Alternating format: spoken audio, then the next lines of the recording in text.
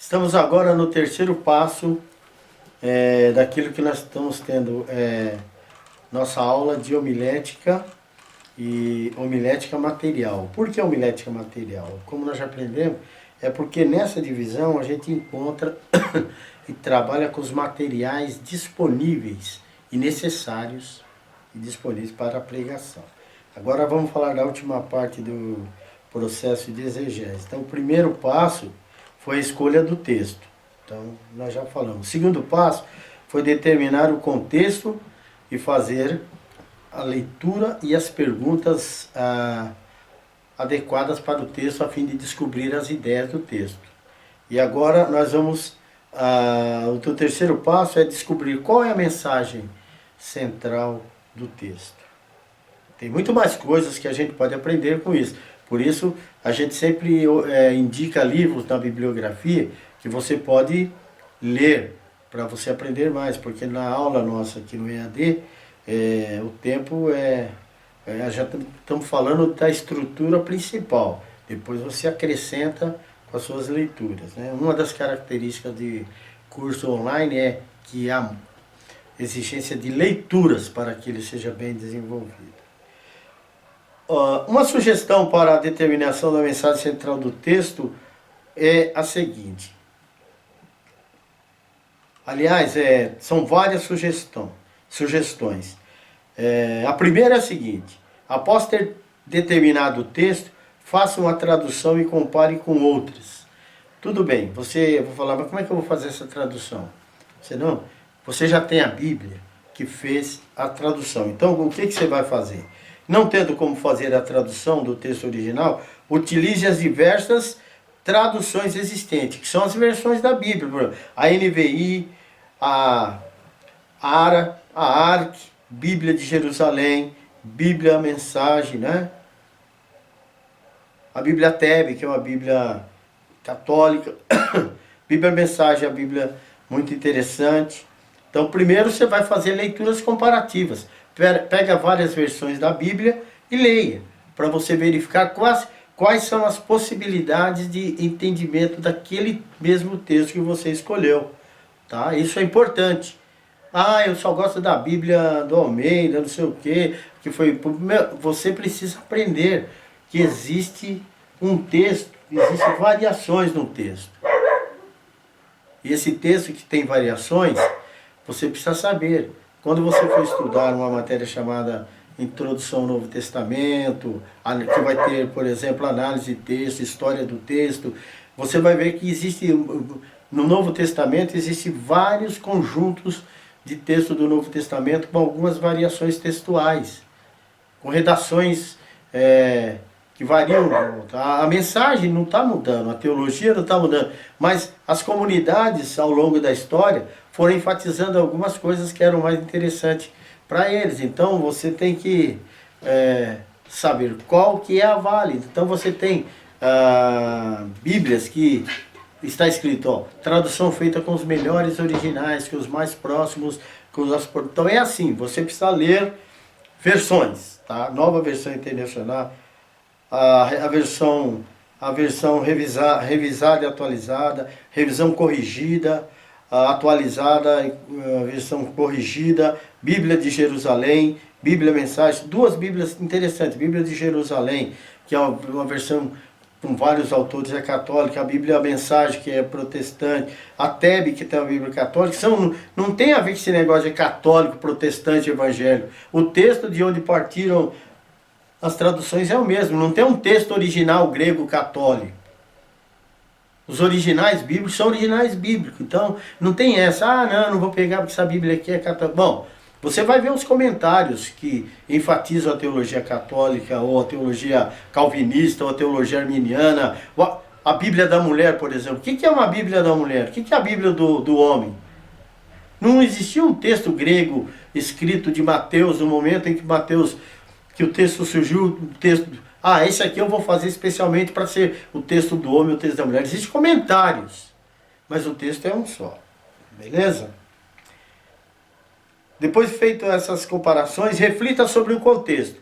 Pense a respeito do contexto gramatical em sua relação com os contextos históricos do livro, ou seja, o modo como o autor escreve e o contexto no qual ele escreve. Então, o que é isso? Você tem o que o autor escreveu e você tem as coisas que acontecem no contexto em que ele está vivendo. Quais as palavras que ele utilizou, quais as instruções que ele dá. Mas eu falo de novo, tem livros, tem obras que fazem isso. Então você não precisa ficar preocupado, só tem que ter essas obras para você avaliar, consultar, né?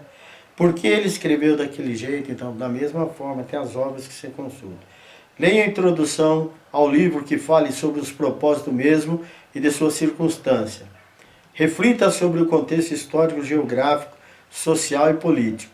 Há diversos comentários exegéticos e introduções sobre os livros bíblicos que podem ser consultados na referência bibliográfica. Por exemplo, coloquei aqui na referência bibliográfica um que cai no gosto da maioria, é do Carson. Carson, ele tem um livro que se chama Introdução ao Novo Testamento, da editora Vida Nova, Edições Vida Nova. Excelente para você ler, para saber a história do texto, né? Você pode comprar um desse e ler e verificar. Tem essa coleção que eu falei, que é a coleção, deixa eu verificar aqui, a coleção Série Cultura Bíblica da Edições Vida Nova, que é uma ferramenta útil para consultas exegéticas. Você pode escolher também. Tem o Wegener, que ele tem um livro chamado Exegese do Novo Testamento, Manual de Metodologia da Sinodal, um excelente livro, fala sobre exegese. Bom, não vou ficar repetindo porque as informações estão aqui na bibliografia. Então você pode consultar isso, né? Livros que ensinam você a ler os livros bíblicos. Releia novamente o texto. Você leu os comentários, leu livro que fala da história do texto, leia novamente o texto. Tente compreender o argumento teológico e gramatical do contexto através do texto. Ou seja, descobrir a ideia. Qual a ideia que tem, o que ela está querendo afirmar.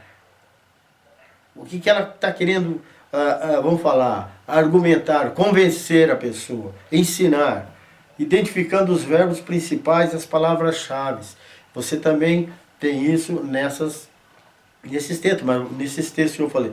Mas você pode verificar isso. Você analisar a gramática, por exemplo, tem um verbo que fala marchar ou comer. Seja as ações que são ações passivas, as ativas. Né? Quem são os sujeitos, quem recebe a ação. Então, tudo isso é importante. Para quem estuda a Bíblia, precisa entender um pouquinho do português. Mas se não entende, procure entender. Não vou falar que não precisa, porque precisa. Se você não entende o português, difícil entender o texto. Você vai ler o livro que ensina você a fazer isso, mas você precisa entender um pouco o texto. Então já começa a aproveitar, se você faz tempo que não estuda a língua portuguesa, verificar assim a estrutura sintática e gramatical. Como é que é dividido uma oração na língua portuguesa, a gramática portuguesa, que é sujeito, que é predicado, o que é o verbo, né? que é os adjetivos, né? É isso aí. Então, nem vou falar sobre isso, que talvez você vai falar, você está pensando que eu não sei? Então, vai vir. Inicie o estudo gramatical e sintático dos verbos e palavras-chave destacados acima.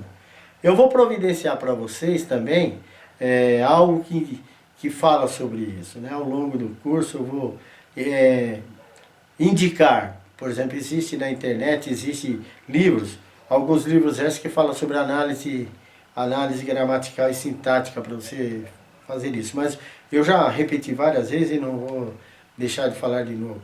Nos livros que a gente está falando que tem comentários exegéticos, esses comentários exegéticos ajudam muito a resolver esses problemas. Examine as variantes textuais através dos aparatos críticos. Isso aqui é mais complicado. Mas se você quiser saber um pouco sobre isso, que não é necessário você fazer o seu sermão, porque você vai ter já o comentário, eles já fazem isso, você pode também procurar saber o que é aparato crítico, né? Mas mais ou menos assim, os comentários sobre os textos, assim, é um conjunto de explicações sobre um texto. Então, tudo aquilo que foi entendido daquele texto, e foi explicado sobre ele, com as variações de explicações sobre esse texto, sobre um livro, chama-se aparato crítico, ou seja, o conjunto de análises feita no mesmo texto por vários estudiosos da Bíblia, né? Variante textual é o que o próprio nome indica, variações existentes do texto durante sua história até os dias de hoje, né? Essas variantes textuais, tem versões que está escrito de um jeito, tem versões que está escrito do outro, isso no português. Mas no grego também tem para o Novo Testamento e no hebraico também existem algumas coisas. Então, por exemplo, está escrito, tem uma palavra, um vocabulário, tem um verbo, tem um adjetivo num texto grego que no outro não tem. Então, essas variantes textuais são muito importantes. Existem acréscimos em livros bíblicos que não tem, por exemplo, Marcos tem um acréscimo no final longo de Marcos e o final curto. Então, esses textos, como é que eles entraram ali? E no mesmo texto que tem em todos os lugares, tem ênfase em algumas palavras em um texto e em outras tem em outros textos. Variou talvez o verbo, o substantivo, o pronome. Por que isso? Então são variantes textuais. Textos do mesmo versículo, da mesma história com variações, né? Seu conhecimento é importante porque dependendo disso, afirmações teológicas são pertinentes ou não. Então, muito interessante. Uma coisa que eu quero dizer para vocês, ao longo da idade antiga, né, vamos falar assim, das pesquisas bíblicas, da história da igreja, da história da doutrina, da construção da teologia ao longo da história, desde os pais da igreja, desde o século, principalmente, desde o segundo século até o sétimo século, os pais da igreja escreveram muitas coisas, e daí por diante também escreveram. Existem, assim, variações, coisas que foram escritas, não com a intenção de deturpar o texto, mas anotações que eram importantes, eram compreensões de um determinado texto, que o professor escreveu ao lado daquele texto. E sem querer, ou assim, porque se tornou tão útil, eles acabaram entrando como fizesse parte do texto.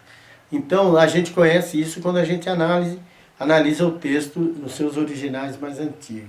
E quando faz uma análise teológica, uma análise gramatical, uma análise bem profunda, dá para perceber que há coisas que não estavam ali no momento. Então, essas são as variantes.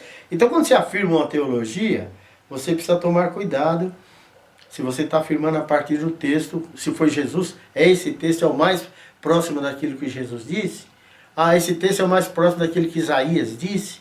Então a gente precisa saber, porque houve cópias. Estude o significado das palavras, formule o tema. Então, depois que você fez isso, qual é a ideia principal do texto? Então aí você está chegando no tema do texto. Qual é a ideia principal do texto? Esse é o tema do texto. Aí você vai fazer uma coisa interessante que nós vamos aprender nas próximas lições. Elaborar a proposição do texto. Ter uma ideia e o que ele afirma, né?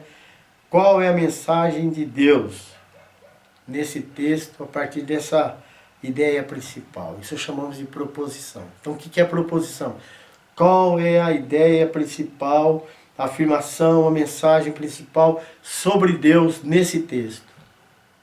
Sobre Jesus nesse texto? O que esse texto quis falar para aqueles ouvintes que eles precisavam entender de Deus para ou se comprometer com a vida com Jesus, com o Espírito Santo de Deus para viver. Então, essa é a proposição, né? Essa é a mensagem que nós vamos ter para, em cima dela, fazer o nosso sermão. Pense nas implicações da mensagem para os nossos dias. Então, achamos aquilo que foi dito para os ouvintes originais, não é? E agora? O que é essa proposição? O que é essa ideia central? O que é essa verdade teológica tem a ver conosco? Consulte comentários. Os comentários vêm sempre depois de um árduo trabalho. Nunca devemos começar por eles. Tá? Primeiro você começa fazendo todos esses estudos aí, porque senão vai ser muito fácil. Você consultar um comentário, você vai entender a ideia direta. Mas você nem lidou com o texto. O importante também para quem vai pregar é ter o contato com o texto. Trabalhar, viver, imaginar as situações, imaginar os locais, imaginar o que estava acontecendo. E no final que você propôs, que você chegou à sua conclusão, aí você pega um comentário e verifica o que é daquilo que está no comentário tem a ver com o que você pensou também. Legal, isso é muito interessante, palpitante. Vamos dar uma parada. Um pouquinho.